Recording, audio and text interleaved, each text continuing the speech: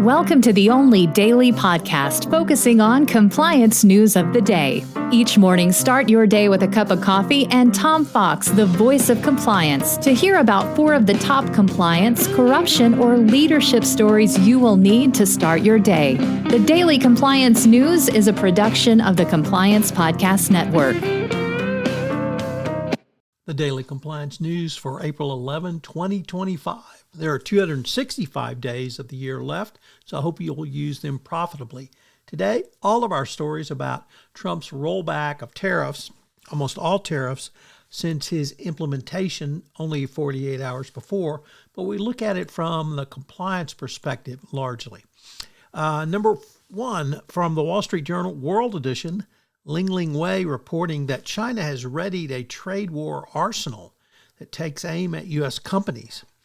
The broad set of countermeasures put into place by China, including adding companies in the defense and aerospace-related industries to the blacklist and imposing export controls on a dozen U.S. companies, provoked Trump, who increased tariffs on China to now 125% effective immediately.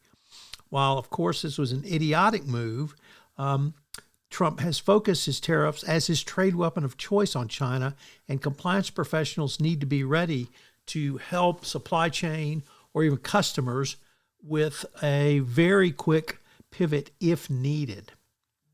Our second story comes to us from The New Republic, which asks, was Trump's tariff whiplash open corruption? And they suggest he admitted it himself when he said, this is a great time to buy, 4 hours before announcing his 90-day pause. Well, what happened after he announced his pause? The stock market went up. Is this insider trading? Well, the New Republic, or TNR, raises that question. Insider trading, of course, is an illegal practice that involves using special or private information to give yourself an advantage in buying and selling stocks to someone or even yourself. Someone with the knowledge of an economic policy change could cause the markets to shoot up. What does that sound like happen?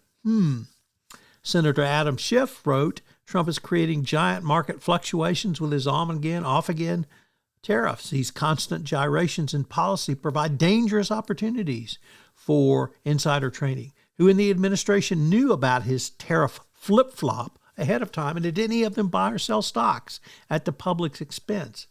Well, all valid questions. Now, it's a Trump administration, so perhaps it's just a rhetorical question. Next up, from Tom's Hardware, which a first-time contributor to the Daily Compliance News, and I should have had them on a long time ago based on their name alone, but they report that Intel has enforced strict tariff compliance for steel and aluminum shipments amid the new U.S. tariffs. Intel is announcing new compliance policies for suppliers. On the surface, this might seem unusual because the company is typically associated with silicon and little else, but in fact, Intel uses a lot of metals beyond its semiconductor production facilities. And so they have taken a proactive approach and implemented strict requirements for suppliers shipping products containing steel or aluminum into the U.S. To comply and avoid delays, Intel requires suppliers to provide detailed information about the materials used in their products. And our final story comes to us from the Wall Street Journal, which reports that as U.S. buyers cancel orders, Chinese factories say no more discounts. And the largest escalation in tariff history has led to the largest failure or lack of discounts for American buyers going forward. The Daily Compliance News is a production of the Compliance Podcast Network and a proud member of C-Suite Radio. Thanks so much for listening. I hope you'll join me again tomorrow.